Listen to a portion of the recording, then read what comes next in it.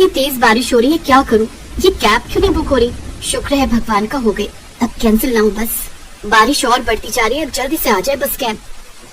ये है राधिका जो एक कंपनी में काम करती है। आज राधिका को किसी प्रोजेक्ट की वजह से ऑफिस में देरी हो गई, ऊपर से बारिश हो गई, वो भी बहुत मूसलाधार बारिश। इस वजह से राधिका को ना ही कोई ऑटो मिल रहा था और ना ही कोई कैब। सारे ड्राइवर कैब को कैंसिल कर रहे थे। एक कैब बुक हो जाती है पर वो शेयर कैब थी। राधिका कैब में बैठ जाती है। कैब में पहले ही एक और सवारी बैठी थी, वो था एक छोटी हाइट का लड़का। पर राधिका भी चुपचाप बैठी रही और वो लड़का भी। कुछ देर बाद राधिका का घर आ जाता है। राधिका का घर गली में जाकर था। तेजी से घर की ओर चली गई। अब तक बारिश थोड़ी रुक गई थी। राधिका, आज तूने आने में बहुत देर लगा दी, कहाँ रह गई थी? मुझे तो बहुत चिंता हो रही थी और तेरा फोन भी नहीं लग रहा था। मम्मी, आज ऑफिस में बहुत समय लग गया, काफी काम था और वापसी में बारिश इतनी तेज थी कि कुछ मिल ही नहीं रहा था आने का। बहुत मुश्किल से एक कैब मिली तो मैं घर पहुंची। मुझे फोन कर देना था ना, मैं स्कूटी पर आ जाता लेने के लिए। पापा, बारिश बहुत तेज थी, आप भी भीग जाते, इस वजह से मैंने सोचा मैं जैसे तैसे आ जाऊंगी। मम्मी, बहुत तेज भूख लगी है, मैं कपड़े चेंज करके आती हूँ, आप मुझे खाना दे दो प्लीज। अगले दिन राधिका जब ऑफिस के लिए तैयार हो रही थी तो वो बहुत परेशान थी। राधिका, क्या हुआ? परेशान क्यों है? मम्मी, मेरी डॉक्यूमेंट्स की फाइल कहीं नहीं मिल रही। वो फाइल मेरे लिए बहुत जरूरी है, आपने कहीं देखी है क्या? वो फाइल तो तू कल ऑफिस ले गई थी, कहीं ऑफिस में तो नहीं रह गई? हाँ, हो सकता है, ऑफिस जाकर देखती हूँ। राधिका ऑफिस जाती है पर उसकी फाइल उसे नहीं मिलती। कुछ देर बाद राधिका की मीटिंग थी जिसमें उसे फाइल का ही काम था।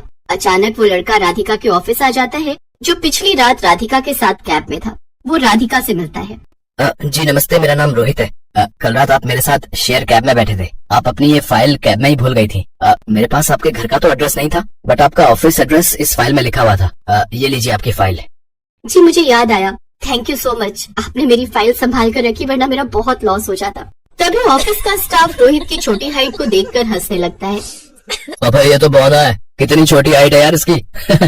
हाँ देखा था, पर ये राधिका से मिलने क्यों आया है? कहीं ये बौना राधिका का बॉयफ्रेंड तो नहीं है? सब बहुत हंस रहे थे। राधिका और रोहित सबकी बातें सुन रहे थे। रोहित चुपचाप वहाँ से चला जाता है। कुछ दिनों बाद राधिका को पता चलता है कि उसके लिए बहुत अच्छे घर का रिश्ता आया है। बहन जी, लड़का बहुत अच्छा है, बहुत मेहनती है, आपकी बेटी उस घर में खुश रहेगी। मैं तो कहती हूँ रिश्ते के लिए हाँ कह दो। शांति जी, लड़के की हाइट बहुत छोटी है, हमारी राधिका के मुकाबले तो लड़का हाइट में छोटा रहेगा।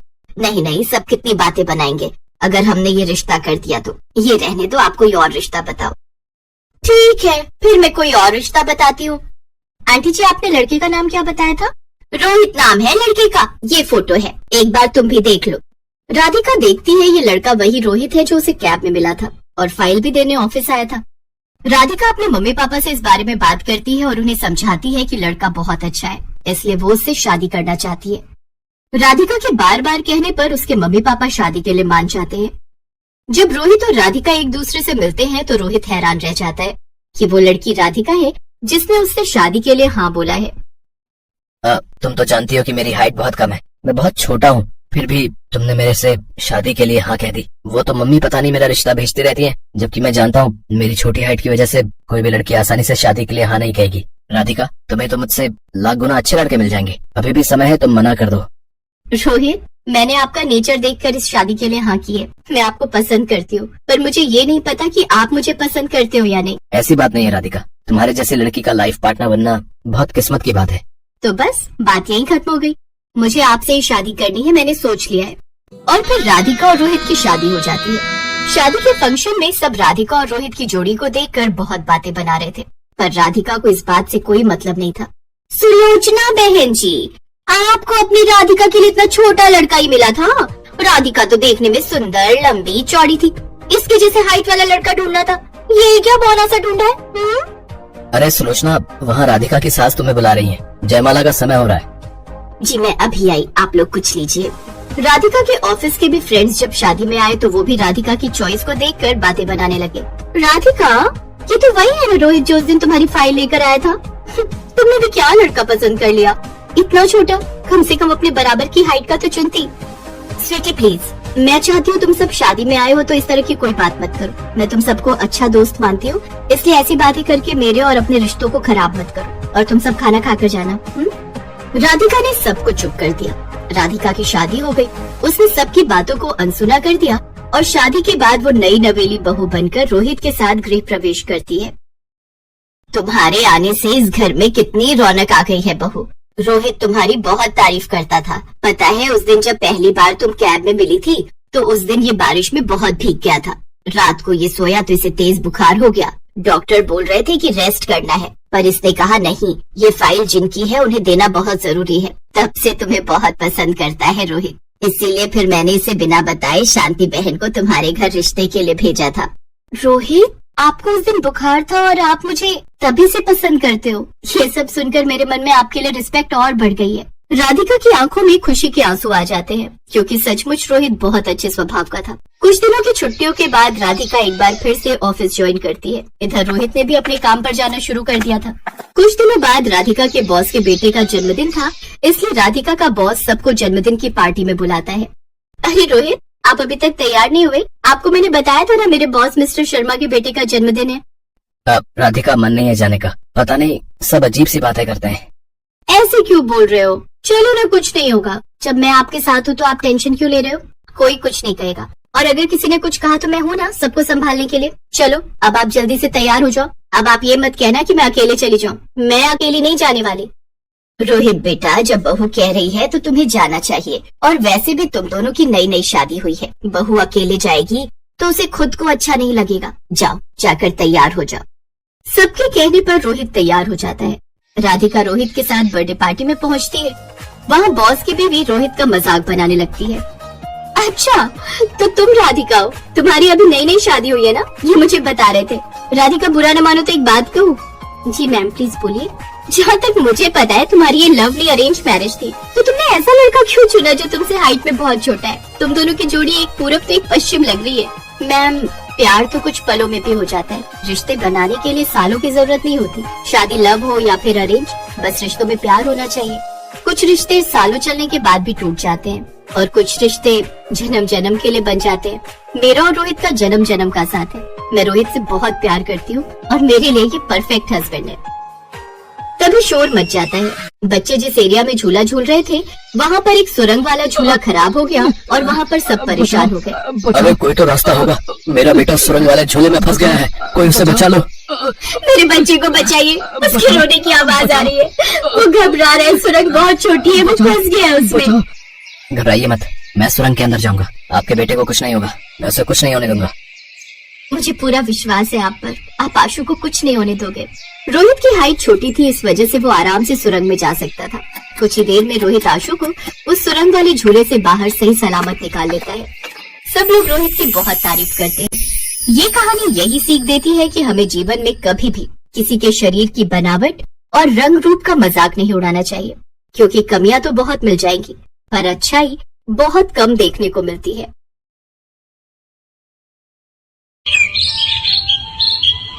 हम भी देखते हैं हमारे साथ कैसे नहीं जाएगा। ये मेरे पति हैं और मैं इनकी धर्म पत्नी हूँ। आप इनसे जबरदस्ती नहीं कर सकते।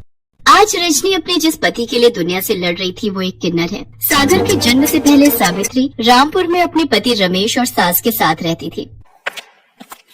अरे सावित्री, क्या कर रही है? पता है ना, दाई माँ बोल कर गई थी इस हालत में तो आराम किया कर। यही बात तो इसे मैं बोलती रहती हूँ, पर ये सुनती ही कहाँ है। मेरी मैया, अम्मा जी, बहुत तेज दर्द उठ रहा है। लगता है बहू के बच्चे का दर्द छिड़ गया है। रमेश, जल्दी से दाई माँ को बुला कर ले आ।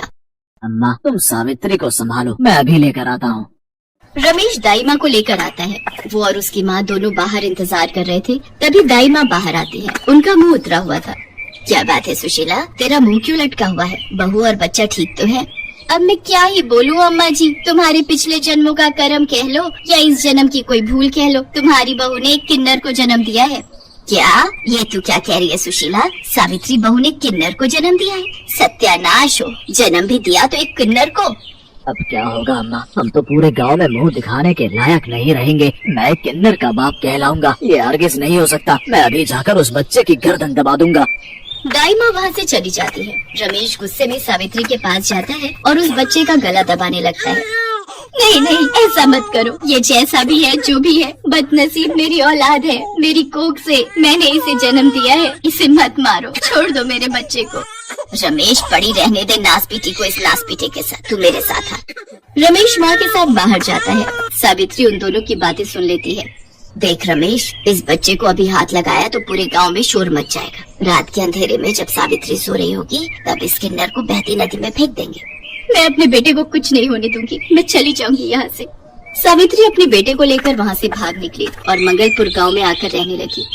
सावित्री ने मजदूरी करके अपने बेटे सागर को पाल पोस कर बड़ा किया और उसकी कमजोरी दुनिया से छुपा कर रखी। सागर पढ़ लिख कर उसी गांव के एक स्कूल में पढ़ाने लगा। सागर गरीब बच्चों को मुफ्त में शिक्षा देता था। उन्हीं बच्चों में से एक बच्चा रजत भी था, जिसकी बड़ी बहन रजनी सागर को पसंद करती थी, पर सागर नहीं चाहता था कि रजनी उसके करीब आए।